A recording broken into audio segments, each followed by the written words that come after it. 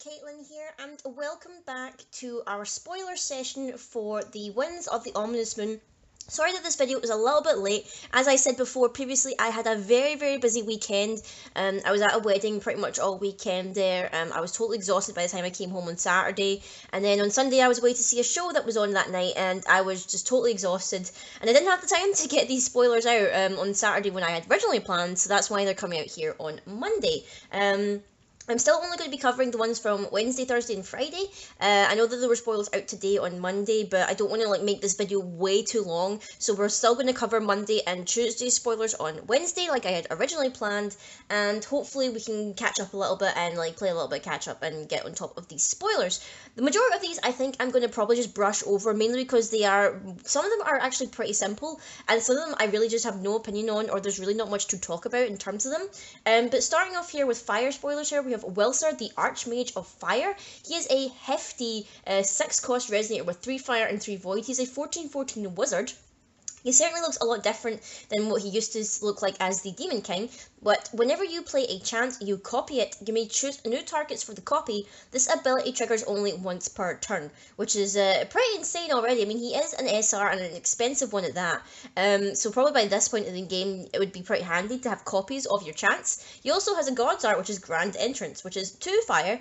You reveal this card from your hand, put this card from your hand into the field. At the next end of your opponent's turn, you remove this card from the game. You play this ability only during your turn. So this is a little bit of a weird one. I'm not quite sure how to feel about it. So obviously you can, I'm guessing that you can either, depending on the wording of it, I don't know whether you need a Welser already in play to activate the God's Art, or whether you can activate the God's Art from hand, because it just says pay 2 and reveal this card from your hand, so it makes me think that Welser doesn't need to specifically be on the field. So the wording is a little bit confusing, but from my understanding is that you can play this from hand. Welser doesn't already have to be on the field, and you have to reveal another Welser in order to do this. Is my understanding of it. But the most important thing, or rather the more interesting I find, or the most interesting thing I find, if I can even get the words out, is the flavor text at the bottom. Welser's soul and memory, wavering in this world, was brought back to its original form by Feasting's wind through sheer happenstance. So right off the bat, we get a revelation here that yes, Feasting is back through some means. We're not exactly sure how yet, because Feasting hasn't been revealed yet in terms of the spoilers, although we do know that she's in this because of the buy box playmat and the promo art for the booster packs. But yeah, apparently this is what Wilser originally looked like. Maybe he wasn't always a Demon King. Maybe he ended up that way because of how Kagu was messing with the timeline and everything like that. So this seems to be back to his original form. So this is what he originally looked like. He still seems a bit demonic and whatnot, but he's a wizard now instead of some Demon King. So maybe this is what he was originally meant to look like. Next up we have Prismatic Flame, and this has got a huge wall of text here, so we need to try and quick fire get through this. It is a quick cast chant of 1 fire. You may pay the awakening cost of this card by resting a recovered magic crest you control that shares an attribute with that awakening cost. So for light, whenever this card deals damage, you gain that much life. For fire, if this card deals damage, it deals double that much instead. For water, you draw a card. For wind, this card deals 100 damage to each J/Resonator your opponent controls other than this card's target. And for darkness, this card deals 300 damage plus an additional 100 damage for each J/Resonator your opponent controls other than this card's target to your opponent. And the initial effect of this card is that this deals 300 damage to a target J/Resonator. So that is a hefty lot of things on one little card here. Probably why it's a rare in all honesty, but there's just so much going on here. I'm not quite sure if you would ever awaken all of the colours, because I think it just depends on what kind of Welser build you're even going for. I'm pretty sure most Welser builds don't run all of the crests. At least I don't think they would even run the wind one, because I think out of all of them, the wind one is the least viable or whatever. I think this is quite expensive. But this seems to be a very interesting card. I see it maybe only being run in the Welser deck, if people are even playing it. I don't see this having a home in any other deck, so this seems to be specifically support for him. And at the bottom here it says, ho ho ho, this is what you call thinking on one's feet. So I'm not quite sure who he's talking to here, but he seems to be powering up his Kamehameha here with his magical prismatic flame. Next up we have the Sprinting Time Horse, which seems to be a kind of opposite side to the Sprinting Flame Horse that we had back in Lapis Cluster. It's a 1 cost 200 beast. When this card enters the field, another target Resonator you control gains swiftness until end of turn. Just Resonator, so not Jays. So this is going to be, basically, there's no replacement for Sprinting Flame Horse in terms of a cheap way of getting swiftness to your J Ruler. And when this card is put into a graveyard from the field, you put 4 strength counters on your J Ruler. So this seems to be, it's meant to be for the Carrot deck, for the look of the sprint or the strength counters. But you could probably even put it in any other deck, really. But again, this is going to be pretty much a confirmation. Sprinting Flame Horse in itself isn't going to be reprinted. This one is just kind of like a pseudo version, but it's not giving your Jays swiftness, which is a bit of a shame. It burns as fast as it runs. And then, hey, look, here's some familiar looking faces. I wonder where these guys came from. The Three Sisters of Time, which is 4 cost Resonator, 3 fire, and 1 void. 1000 myth. So, hey, if you really want to, you could spinning myth it if you so chose.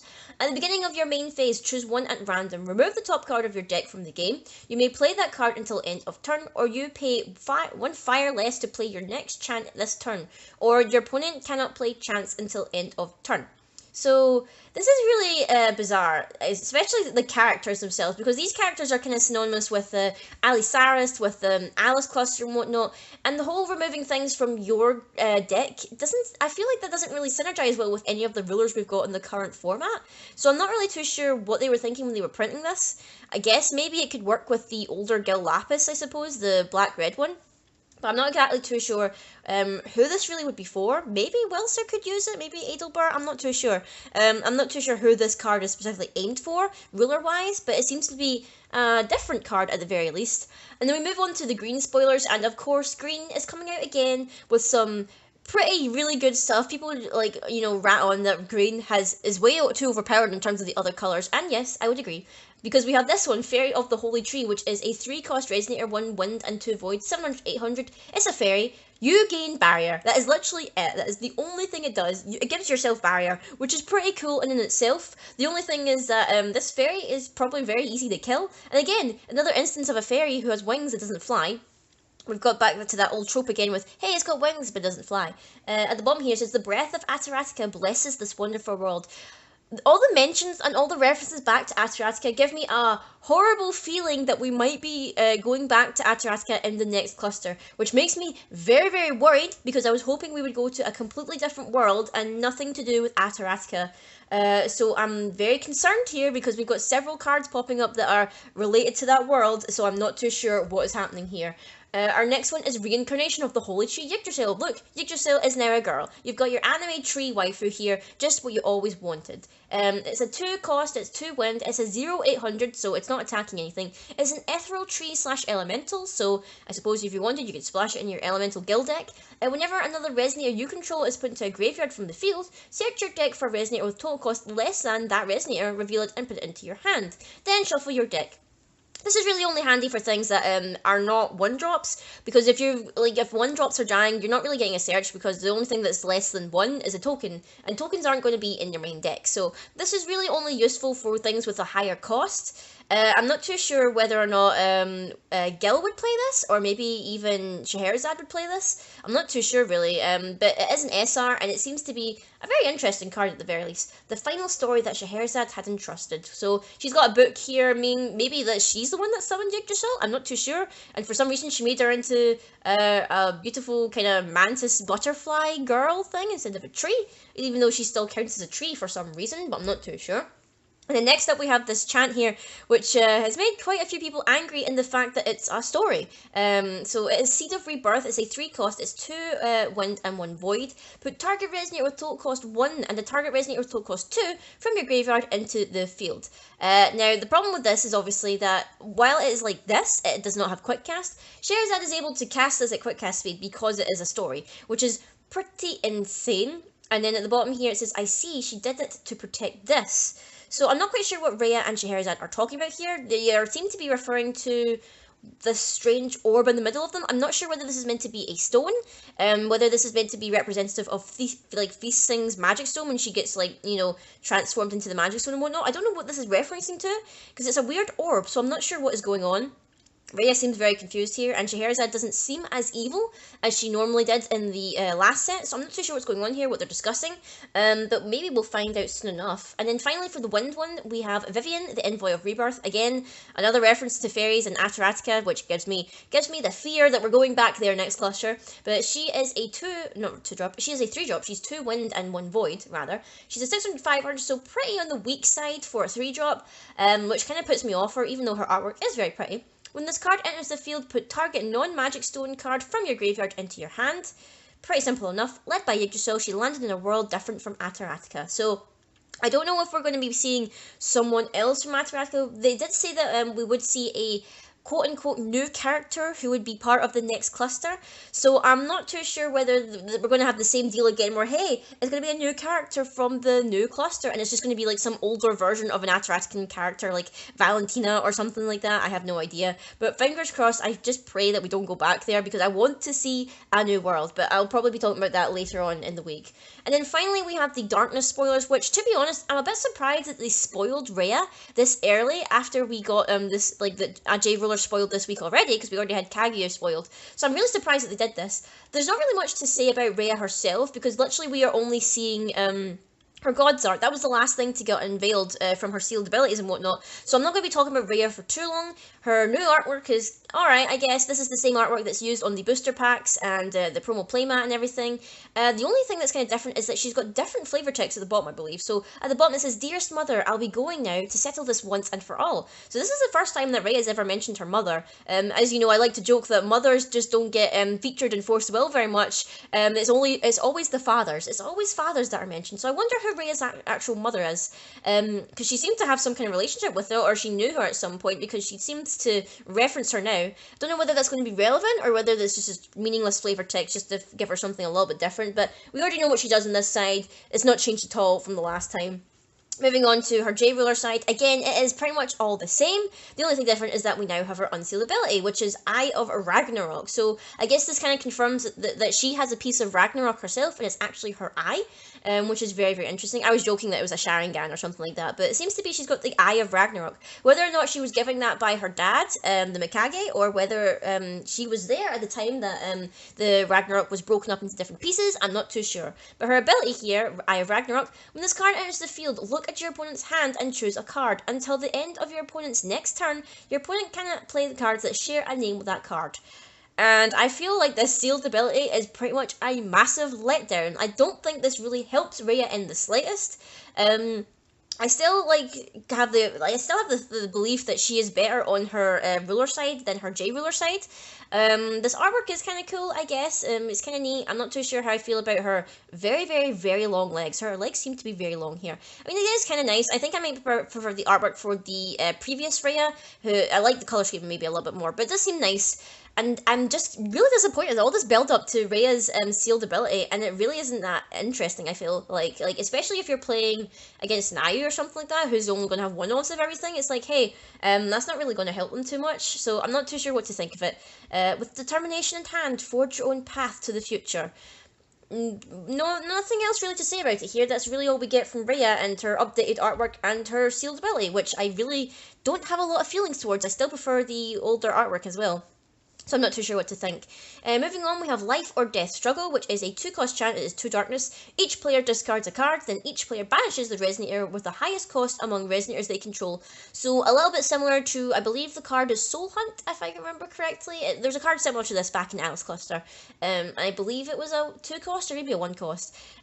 Is this the finale of Demise or the prelude to Rebirth? So it seems here we've got the big 5, the starter deck rulers, trying to fight against Kaguya here in her kind of grief-stricken form, and it kind of looks like maybe Ragnarok is there in the background in her little time circle thing. Well, some kind of dragony thing is behind her with big red eyes, but this seems to be an alright card. I'm not quite sure if I would play it myself, because I don't like the idea of having to banish my own Resonators and discarding a card myself, but I can understand maybe if some people would like to play this. It's not quick cast, obviously, but it seems to be alright. It's a decent card here.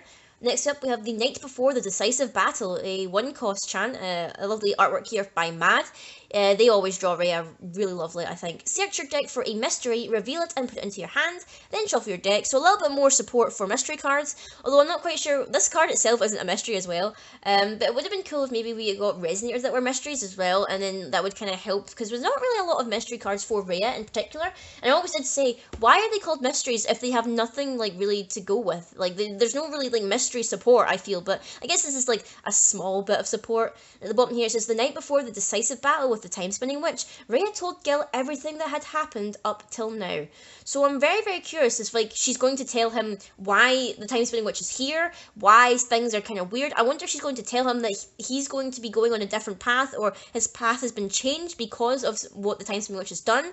Maybe she'll eventually tell him that what he's destined to be is some kind of tyrant or something like that. Because at this point in time, it doesn't look like he's betrayed the others yet, or whether or not in this timeline he actually ever does, because by the looks of it, people were saying Lost Tomes is the correct timeline, or rather, the correct timeline as to how the Lapis cluster story of Alhamet came to be. We're not quite sure whether that will still apply in this timeline or not, because obviously Kaguya's messed it up a lot, but I'm not too sure here. This seems to be basically a normal, or rather an altered timeline where maybe Gil doesn't become evil. But I'm not too sure. But this card seems to be alright. It's a little bit of mystery support. And then finally we have Time Reversal and SR Chant with the artwork is kind of weird. She's pulling a little weird face and her ears are very, very pointy. I'm not quite sure if that was intentional or not. But as a 1-cost chant is 1 darkness, you draw a card and put a mystery counter on your J ruler. And if you awaken it, you remove 3 mystery counters, which is technically removing 2 if you're already casting this, from your J ruler. At the next end of turn, recover all entities you control. My apologies, I cannot speak. This seems to be an alright card. It gives you a little bit of draw power, puts a counter on your J ruler, and then you're really only removing 2 counters because you've already put 1 on it, so there's a slight net gain. And you can recover all entities you control, which, if I'm right, entities would cover magic stones, if I'm remembering correctly. I'm not too sure here, because entities I think counts for like resonators, additions. I'm pretty sure it counts for magic stones. I could be wrong there. I need to double check the actual proper ruling for entities, but I'm pretty sure that covers it. Time is not yours alone to control. I'm guessing this is her fighting Kaguya, aka Time Spinning Witch. But that is all the spoilers from the last 3 days, from Wednesday, Thursday, and Friday. I will be covering Monday and Tuesday spoilers on Wednesday, guys, so I hope you're looking forward to that. Let me know in the comments down below what you think about these spoilers. Do you think that Rhea's sealed ability was a bit disappointing? Do you think Green is again becoming too overpowered? Do you think that the red spoilers were like a little bit of a letdown? And what did you think of the other darkness cards and whatnot that Rhea got? Personally, I kind of like the bit of mystery support. Might have came a little bit too late in the cluster though, but I am looking forward to seeing what spoilers we're getting for the rest of the time here. I am looking forward to maybe finding out what Feasting is eventually going to do, since she seems to be the final ruler from this set. But let me know in the comments down below, guys, what you thought of these spoilers, and until next time, I will see you all later.